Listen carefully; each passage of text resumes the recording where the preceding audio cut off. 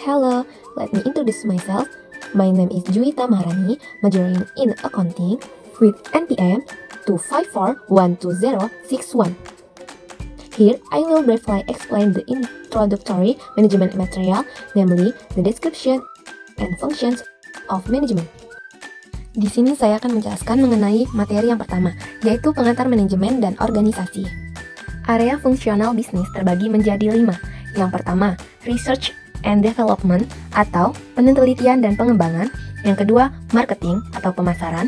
Ketiga, finance atau keuangan. Keempat, production atau produksi. Dan yang terakhir, HR atau human resource, sumber daya manusia. Research and development adalah proses mencari pengetahuan, ide, dan teknologi baru untuk menciptakan ataupun meningkatkan produk, layanan, dan proses. Hal ini dapat membantu perusahaan tetap bersaing, berinovasi, dan memenuhi kebutuhan pasar yang terus berubah.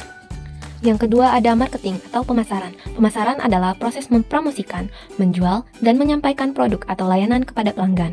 Pemasaran mencakup memahami kebutuhan pelanggan, menciptakan nilai, serta membangun hubungan yang baik untuk meningkatkan kepuasan dan loyalitas. Yang ketiga ada finance atau keuangan. Dalam bidang fungsional bisnis, keuangan bertanggung jawab mengelola uang perusahaan.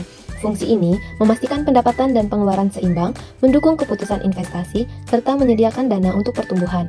Misalnya, keuangan mengatur hasil penjualan untuk membayar biaya, memperluas usaha, dan meningkatkan keuntungan. Produksi dalam bidang fungsional bisnis adalah proses mengubah bahan baku menjadi barang jadi ataupun layanan. Produksi berfokus pada efisiensi, kualitas, dan pemenuhan kebutuhan pelanggan. Misalnya, di sebuah pabrik, produksi mengatur mesin, pekerja, dan bahan agar produk dapat dihasilkan tepat waktu dengan kualitas yang baik. Yang terakhir ada human resource atau sumber daya manusia.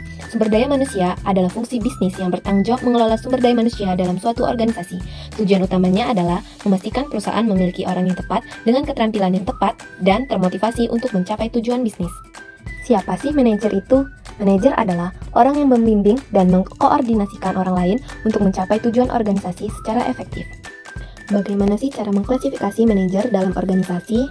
Yang pertama, non-managerial employees, yaitu melaksanakan tugas dan aktivitas dasar dalam organisasi, contohnya staff, operator, ataupun sales. Yang kedua, first line managers, yaitu mengawasi pekerjaan sehari-hari, contohnya supervisor, ketua tim, ataupun mandor. Yang ketiga, middle manager, rencana manajer puncak ke dalam tindakan dan mengkoordinasikan aktivitas antar departemen. Contohnya, manajer pemasaran, manajer produksi, dan lain-lain. Dan yang terakhir, top manager, yaitu menetapkan tujuan, membuat rencana jangka panjang, dan mengarahkan organisasi secara keseluruhan. Contohnya CEO, presiden, ataupun direktur. Manajemen adalah proses perencanaan, pengorganisasian, pengarahan, dan pengendalian sumber daya untuk mencapai tujuan organisasi secara efektif dan efisien. Fungsional manager adalah manajer yang bertanggung jawab pada satu bidang atau departemen tertentu. Misalnya manajer pemasaran hanya mengurus pemasaran, ataupun manajer keuangan hanya mengurus keuangan. General manager adalah manajer yang mengawasi beberapa bidang sekaligus ataupun seluruh organisasi. Manajer untuk jenis organisasi terbagi menjadi 3, yaitu for-profit organization, contohnya CEO, manajer pemasaran. Yang kedua, non-profit organization, contohnya manajer program, direktur LSM.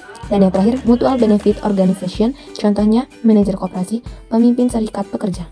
Peran manajemen, yang pertama, peran interpersonal, contohnya CEO menghadiri acara resmi. Yang kedua, peran keputusan, contohnya manajer keuangan memutuskan anggaran. Dan yang terakhir, peran informasi, contohnya manajer pemasaran berbagi pasar. Kemampuan manajer, yang pertama, technical skills, kemampuan menggunakan pengetahuan, metode, dan alat khusus untuk menyelesaikan tugas secara efektif. Human skills, kemampuan bekerja sama dengan orang lain, berkomunikasi, dan membangun hubungan yang baik. Conceptual skills, kemampuan memahami organisasi secara keseluruhan dan membuat keputusan strategis. That's all the material I can explain. Thank you for your time.